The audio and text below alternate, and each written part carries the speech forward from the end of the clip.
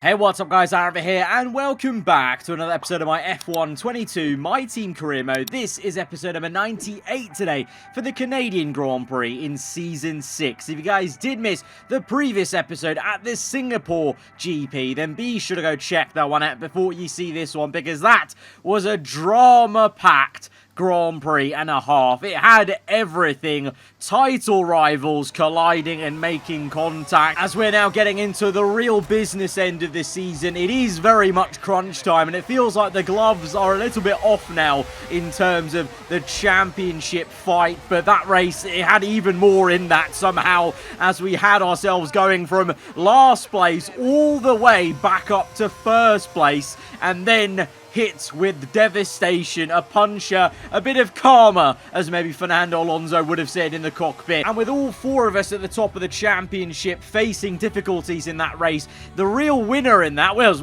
the race winner, Mick Schumacher. A shock win there for Gulf, Porsche Williams, and Felipe Drugovich getting himself back into the frame for the championship hunt, maybe potentially in the top four now. And Sebastian Vettel slips down to P6 in the standings now because of his difficult race. For us versus Fernando Alonso, there's still only 1 point in it then as we go to the Canadian Grand Prix, one of my favourite circuits on the calendar. Hasn't exactly been happy hunting ground for us though on this game. Last season we faced a bit of a glitch in that race that gave us a 90-second pit stop, so hoping to avoid anything like that this episode. But we are going to have to contend with an engine penalty, because you may remember from our two failures earlier on in the season on the ICE, we have now no longer got an ICE in good condition. Basically, both the ones that we've got in the pool that are usable are very worn, so we're going for a change. We're going to have to take an extra 5th ICE on that.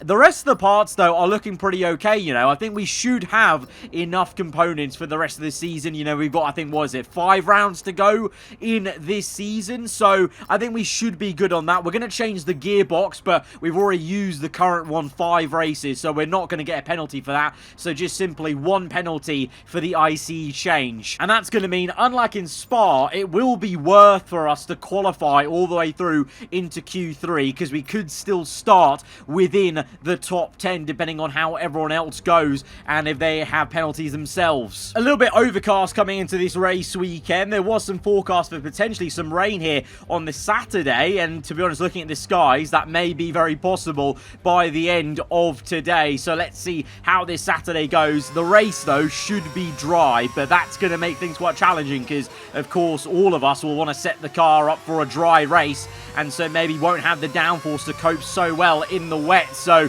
it may be a challenge to maximize our qualifying to negate the penalty, but we'll do the best job we can out there. But first and foremost, it's just about getting through the next session into Q2 by putting in the lap time early doors, and we start this race weekend very much on the front foot with P1 there in Q1. Myself and Verstappen showing this car has pace around here, up in 3rd place. The Aston Martins were a little bit wobbly in that first session. Alonso way down in P15 and Hulkenberg 14th place. Don't know whether they just didn't get a good lap in. I mean, they make it through, but they're going to want to pull up their socks basically if they want to try and challenge, especially with Alonso trying to maintain his consistency. Of course, both of us, or even Verstappen and Vettel, all of us did not have any consistency in Singapore, as of course our race streak of finishing in the top 5 ever since the beginning of season 5 came to an end after what was, 16 plus, I think, 10 rounds. So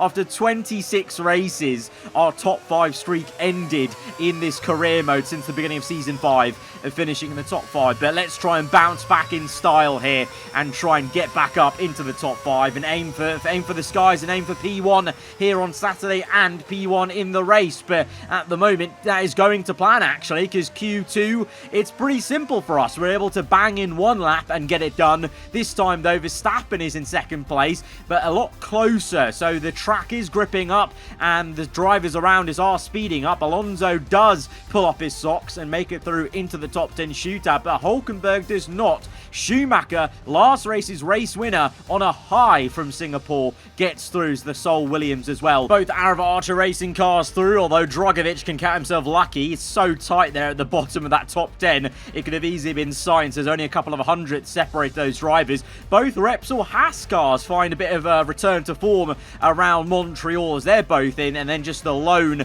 of Leclerc in the Mercedes, obviously along with, as I said, Fernando Alonso, and also Gasly doing very well in the McLaren, actually in the top 5, as McLaren have been showing some signs of maybe getting the act together a little bit, and definitely, you know, one off here and there. Gasly and Piastri putting in some good laps, but as the sun comes out now for the first time on this Saturday, we go through into the top 10 shootout. I was going to say, though, maybe the colder conditions with the overcast situation with the weather was helping us out, because both myself and Verstappen looked mighty there. But we got a few people setting purple lap times. Alonso went quickest, then it was Leclerc, surprisingly, in the Mercedes out of nowhere. So the track's evolving. Bottas P1, we're P1. This track with the sun coming out is dialing in for everyone, but we don't need to worry about it. That first run, like we've done all session, all day here on Saturday, that first lap was good enough, because even though so many people improved, Vettel up to P2, Drugovich 3rd, Verstappen 4th, Schumacher 5th, no one could top our lap time. It was mighty close, though, I might say.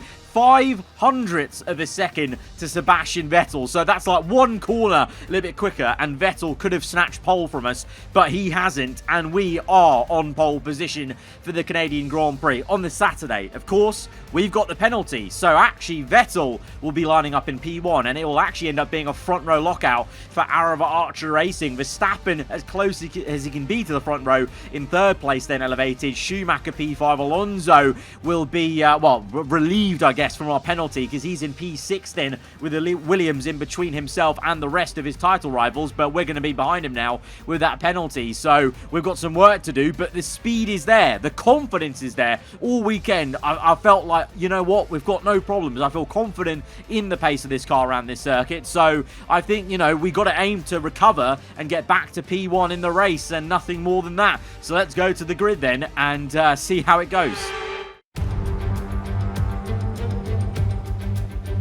It's time once again then to go racing here in Montreal, the second largest French-speaking city in the world, and home since 1978 to the Canadian Grand Prix.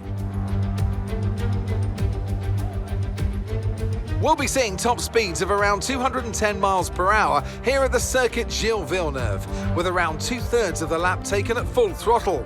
High-speed chicanes spell potential danger, especially at the infamous Wall of Champions, and watch out for overtaking into the hairpin and that final chicane.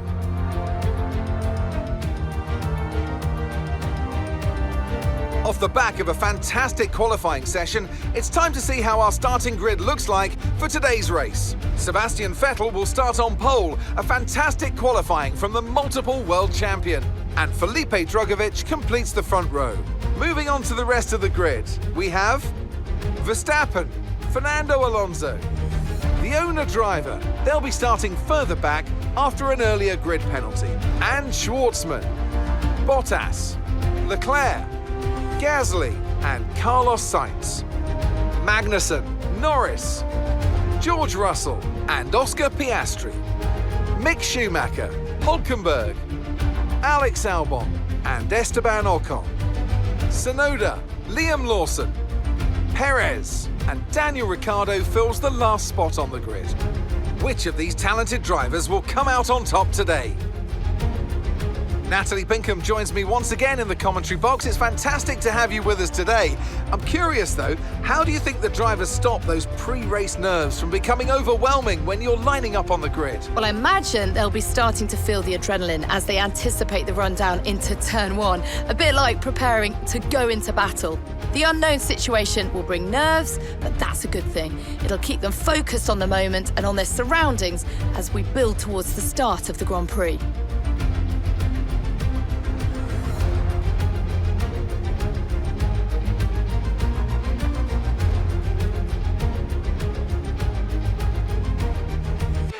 So we're going to start this race in, to my surprise, P5, because I thought it was going to be a 10th place penalty for the ICE. I'm still pretty certain it should have been a 10th place penalty, but we've only been handed a 5th place penalty for it. And then because Mick Schumacher, unfortunately, after winning the Singapore Grand Prix, has his own penalty, he's pushed us one position up, but he got a 10th place penalty for, I assume, an engine component change, and that's the same 10th place I think I should have got, but I'm not going to question it. I mean, there's nothing I can do about it. The FIA, it's up to them to apply it properly, in the game to apply it properly, so we are in P5 for this race. I thought we were going to be in P10, or would have been P9, I guess, if Schumacher was still going to get the penalty. So either way, we've gained a little bit from what I thought was going to be the case here on Sunday at the start. And we get going. So maybe the F1 gods above me have given me a little bit of a gift here today by elevating me on this grid, and we have less positions to try and get through to get back to that P1. But it's an all front row lockout for my actual team, AARava Archer Racing. But for ourselves in the Ferrari, we start P5 here for the Canadian Grand Prix. Things are hotting up this season, and it's crunch time. Lights out, and away we go. A fantastic getaway from Alonso. Not so much for Drugovich and myself as we get a bit of wheel spin. We make up for it though at turn 1 by diving down the inside of Fernando. He got boxed in by Verstappen and Drugovich. Vettel's got away in P1. We've had an absolute howler of oversteer. Alonso aggressively down the inside, but he's outbraked himself. We sweep through for the switchback from left to right. We keep our cool, unlike in Singapore, and we get up into P4. But, you know, now that Singapore's incident's come and gone, I think we're going back to the strategy of just remaining calm, cool and collected, and being determined in the job we've got at hand. So, and that was a good case in point. We could have maybe been more aggressive with Alonso and tried to defend around the outside, but instead we had the foresight to brake early, let him have his own mistake, and just get him and just outdo him basically into that chicane and get up into the top 4. Alonso now in P5 being chased down by Carlos Sainz, who is another person who started on the soft tyres. I didn't really mention that actually too much in the formation lap, but yeah, I decided to go with the soft compound tyre because I reckon we have enough pace based off qualifying to maybe make the 2-stop work around Montreal. It just also means that we're rapid in this first part of the race, which is crucial to try and get back into track position and in for the frame for the race win, as we now make a move on Felipe Drugovich. Very aggressively defended into that last corner from us to actually secure the P3, and it means now Alonso is all over the back of him, but already the soft tyre strategy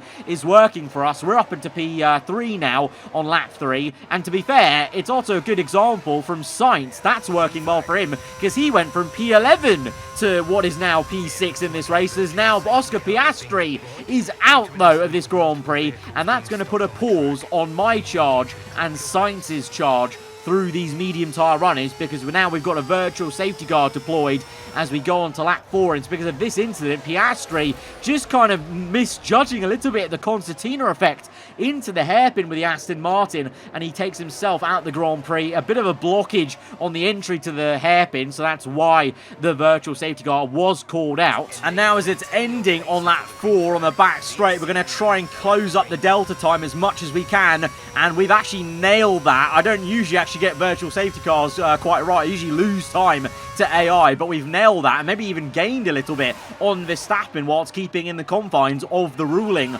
of the delta you have to stick to under the yellows. But now we've got green flag racing, and Alonso's also maybe gained a bit because now he's straight on the back of Felipe Drugovich. DRS activated straight away, unlike when it's a full course yellow for a full course safety car. So Alonso is able to nip through and get up into P4, ever the consistent man, limiting the damage for now in this race at the moment, as we're now chasing after and actually snapping at the heels of our teammate in the other Ferrari for P2. So Alonso may not have the out-and-out pace right now at this first stage of the race, so he's just doing the maximum he can to limit the damage to myself as we get up into P2. And if it ended like this, 18 points in the bag, Alonso 12 for him, but we want more. We want the race win. We got pole position here on Saturday, so we've got the pace in the car over one lap, and right now the soft tyre, this strategy of starting on softs, is proving it was the right call because we are flying in this Grand Prix. Yes, there's going to be tyre wear.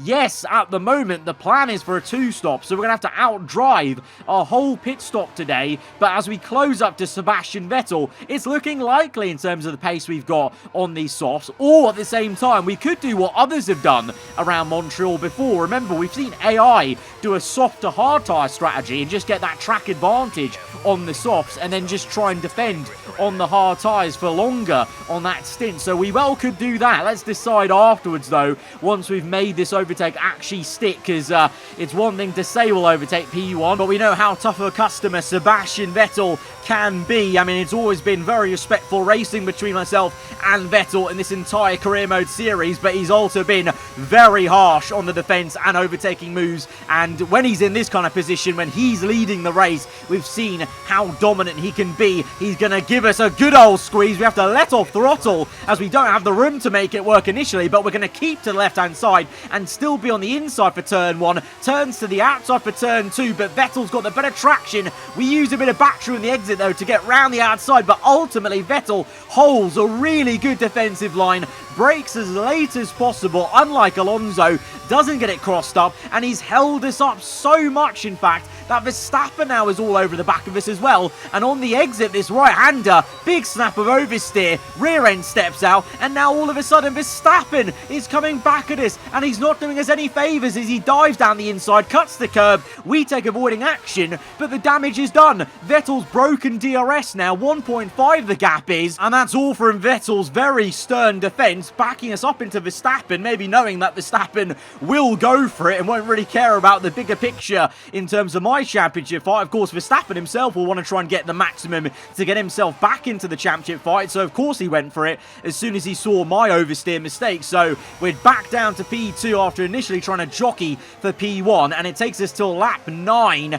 to catch back up and get within DRS once more of Sebastian Vettel. But now is the time to think about a pit stop, and if I fight Vettel again like the same way we did, we're just going to lose time in the grand scheme of things. So I pull the trigger and I'm coming in for the pit stop, and we're going to go on to the medium tyres. I thought about the hards. I thought maybe could we get track advantage by this undercut maybe, but I thought also the hard tyres might be too slow in the initial first laps to even get that undercut to overtake Vettel in this pit stop. We will get an undercut though on the mediums. I know that for a fact. So we're going to go for track position, get P1 hopefully by the time Vettel pits, and then just try and drive off into the sunset hopefully and negate that extra pit stop, or even take the mediums. I know that's a long way to go, 25 laps, but we have pulled off miracle drives like that before, and unlike Singapore where we had that puncher at the end, the mediums compared to the softs, they're a very durable tyre,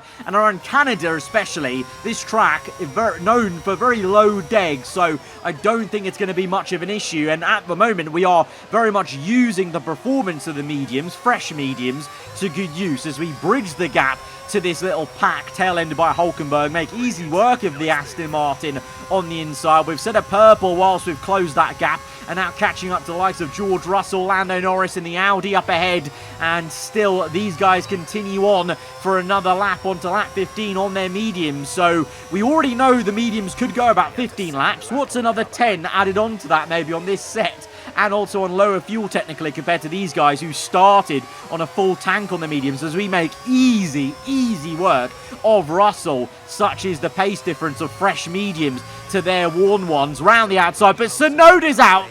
Tsunoda's out, and he's caused the full safety car. And that may come back to bite us, because now everyone will get a free pit stop under this safety car. It's because of this incident, the Andretti of Tsunoda making an overtake on the Renault, gets it all crossed up, goes into the wall of champions, and Tsunoda, my old teammate from last season, brings out the safety car. That might hurt my race. Let's see as we come through the final corner. Everyone is in now. We've been having to stick to a delta time up until now, but I know once we cross the line we can push like a stabbed rat and make sure we get ahead of everyone. So even with the free pit stop, it's mighty close, but we've done it. We're into P1, but you saw there if I didn't push and break the delta as we crossed the start-finish line, I actually may have come out behind Vettel. So we've basically done exactly what Leclerc was complaining to his Ferrari team about in real life at the Saudi Arabian Grand Prix. That's what Leclerc meant to Xavi. He didn't tell him to push hard after the start-finish, because you don't have to stick to a delta after the start-finish. You just have to catch the safety car, and so you can actually gain time and make sure you get track position, which we've done. And so we are in P1 on this safety car restart. We've been weaving around. We've let the safety car come in because I want to bolt before the last corner, because I reckon if we wait to kind of go after the last corner, we may get caught into turn 1. So instead, we bolt into the final corner. The front tyre's a little bit cold. I maybe could have done even more weaving, to be honest, because there was a bit of understeer there. But compared to the hard tyres, my tyres are feeling like a treat probably as we go deep into turn 1. But all the while still gaining heaps of time on all the hard tyre runnings, even with oversteer. And it means by lap 19 onto 20, we've nearly got up to a 2-second gap on everyone. So we're starting that plan of driving off into the sunset to either protect these mediums later or make that second pit stop. No. The plan was working foolproof. We're 2.6. We're the quickest man by a mile in this race. We were going to be able to either protect these tyres now in the last 15 laps or make that second pit stop just by pushing like a stab rat for every lap and building that gap we need. But now, my engineers have told me there may be an issue. They're looking into it, and we have got an engine failure. Not for the first time here at Montreal, as I'm looking to take victory at one of my favourite circuits in Formula 1. Our engine has gone up in smokes. This for the 4th time this season in this Ferrari. And we're out. We're going to have to park up, I think on the exit of turn 1 is the nearest safest spot. Vettel P1, Verstappen P2, Alonso P3, Dragovic P4. All the people near to me in the championship, my rivals, are in the top 4. And we have got nil points, 0 points on the board here. And it's a mechanical failure. And we're out. We're out of the Canadian... Oh, bloody hell, Ferrari. Bloody hell. Oh, that is so annoying. Even more so because we were like so supreme. I was laughing. I think the pace we were showing was ridiculous around Montreal. Things were clicking. And it's not even the internal combustion engine. It's not the control electronics. It's a new component. So there's a new problem this Ferrari engine's found to have fault with, as it's the turbocharger that's gone. And that's the first time the turbocharger's gone. I almost feel more annoyed at that fact because it's not a previous component that clearly is like a big issue. It's a new one in the engine that has gone. It's a turbocharger. So that's three different components that have been iffy for us this season that have gone pop at some point this season. And familiar sights as we walk to the back of the Ferrari garage, our race ending prematurely. A truly magnificent drive and a great performance from the entire team to secure victory here in Canada.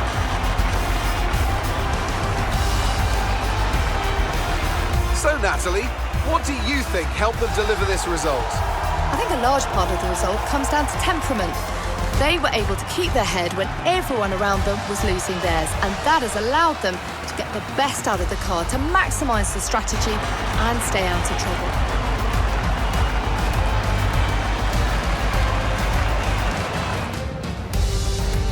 A show-stopping performance from the three drivers approaching the podium right now. It's been an interesting Grand Prix, that's for sure. Well, it's not the first time that I've had a DNF from an engine failure and Verstappen has ended up winning the race I've just so coincidentally DNF from. It's happened twice already. The only time it didn't happen was the British Grand Prix, I think it was, because someone else went on to win that one, but it was Lando Norris. So, 3 out of the 4 DNFs I've had from an engine failure, Verstappen's ended up winning that same race. It's just all a bit too convenient for me, I think. I'll bite my tongue. I won't say anything else. But Verstappen wins it. Vettel P2, Alonso P3. To be fair, it could have just been Verstappen pulling up his socks and deciding to actually get his head down, knowing that the pace was there clearly from our car, so he could do it as well. And he's gone on and overtaken Vettel for P1 in the race.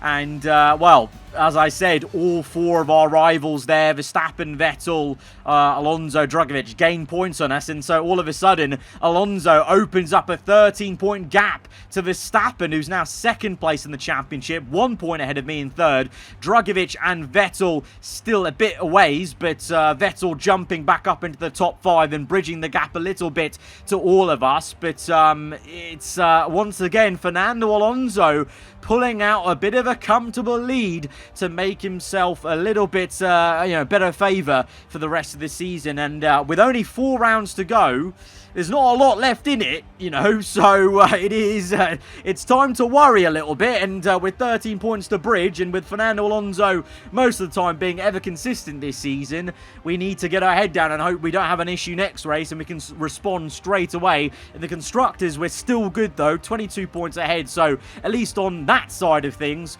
we're still looking pretty good to bring at least 1 trophy to Maranello. But bringing the Drivers' Championship trophy to Maranello may be difficult, as Alonso streaks ahead of not only me, but also Max Verstappen there. But it's a bitter ending once again to a Grand Prix. This one hurts maybe even the most because we were in the lead, pulling out a gap and looking so good. And then it just went wrong as we were, looking to drive off into the sunset. Of course it did. Guys, if you have enjoyed this one, nonetheless, hit the like button. Let me know what you thought in the comments below. If you're around here, then do get subscribed for weekly Formula 1 content. And I'll see you guys next time. Goodbye.